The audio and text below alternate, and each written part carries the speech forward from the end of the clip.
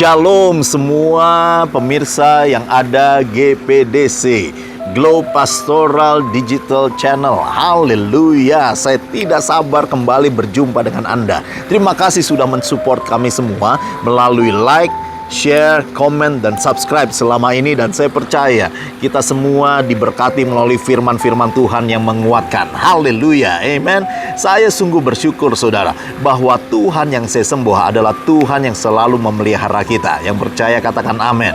Tuhan yang selalu menumbuhkan sesuatu di dalam kehidupan kita. Karena firman Tuhan menggambarkan bahwa Tuhan adalah seperti gardener.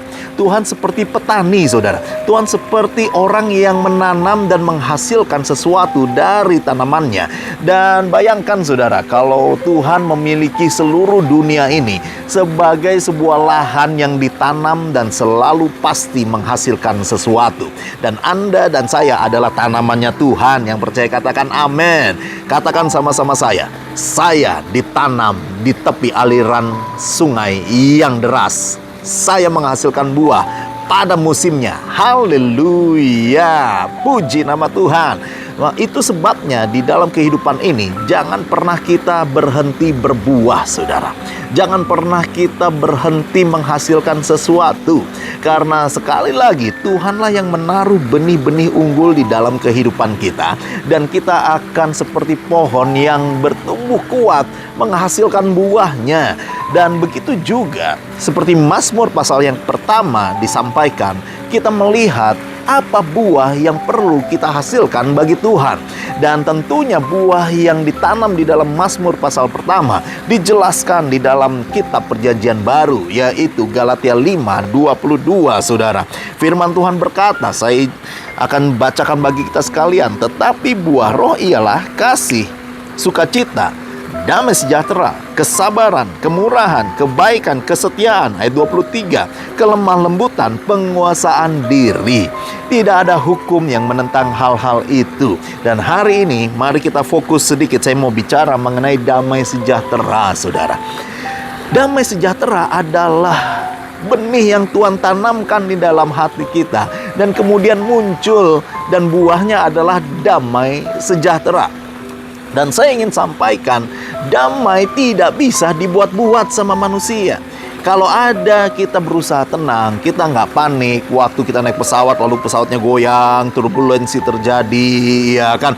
Lalu semua orang sudah teriak-teriak, Tuhan, aduh bagaimana ini? Dan kita berusaha menenangkan diri sendiri, maka saya ingin bilang, itu tidak akan bisa terjadi. Itu tidak akan bisa menenangkan kita betul-betul saudara. Kalau saham sudah mulai turun, investasi yang kita harapkan nilainya semakin naik dan naik, ternyata turun dan menjadi nol, bahkan menjadi minus. Dan kita berusaha untuk tenang, kita berusaha untuk nggak khawatir, nggak akan bisa terjadi saudara. Pikiran akan naik, darah tinggi akan naik, dan semua asam urat, semua penyakit-penyakit yang lama, bahkan sampai kutu kurap kadas, dan juga semua ambeien akan muncul semuanya waktu kita betul-betul ada di tengah-tengah kekhawatiran. Aduh pastor, tahu aja saya sakit apa. Aduh tahu pastor, saya bahkan sudah ngumpet-ngumpet, ini penyakit nggak boleh ada yang tahu kok, pastor tahu. Tetapi saudara, damai sejahtera yang Tuhan berikan itu betul-betul berbeda. Mengapa? Karena sekali lagi saya sampaikan, ini adalah sesuatu yang Tuhan tumbuhkan. Ini adalah sesuatu yang Tuhan tanam dalam hati kita dan kemudian berkembang. Damai sejahtera adalah ketika kita harus perlu mengerti Shalom Aleichem. Shalom artinya biarlah seluruh kehidupanmu penuh dengan prosperity. Biarlah seluruh kehidupanmu penuh dengan sesuatu yang baik, penuh dengan semua rahmat Tuhan yang baik, penuh dengan kelimpahan. Seperti Yohanes 10 berkata, aku datang memberi hidup dan hidup yang berkelimpahan. Dan di tengah-tengah semua pemeliharaan Tuhan yang nyata tersebut, kita bisa berkata, aku tenang. Nangkep maksud saya saudara?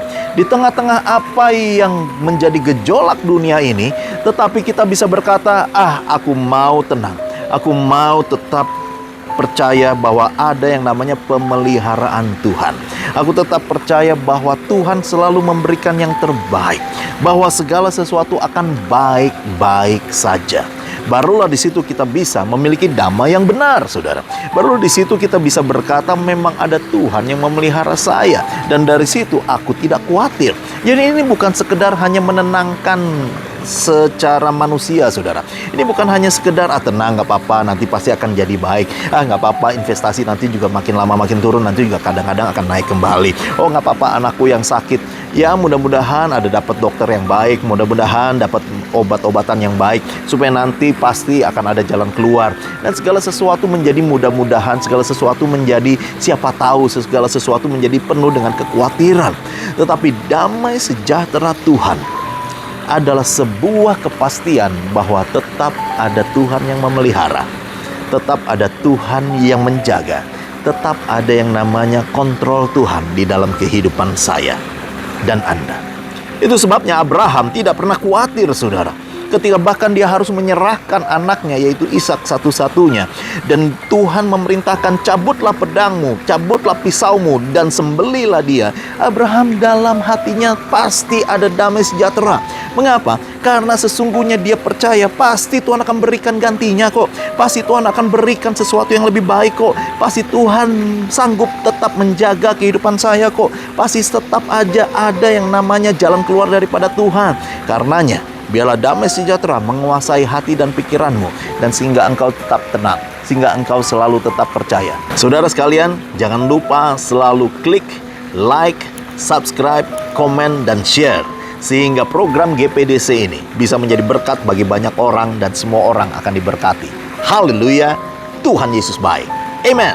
Halo teman-teman semua, buat kalian yang belum memiliki tempat ibadah tetap, yuk gabung bersama kita di GBI Glow Fellowship Center. lokasinya ada di Glow Tamres, Glow Gading Marina, Glow BSD, Glow Dynaplus, Glow Depok, Glow Majestic, dan Glow Cibubur. Kita tunggu kehadiran kalian. Tuhan Yesus memberkati. Amin. Amin.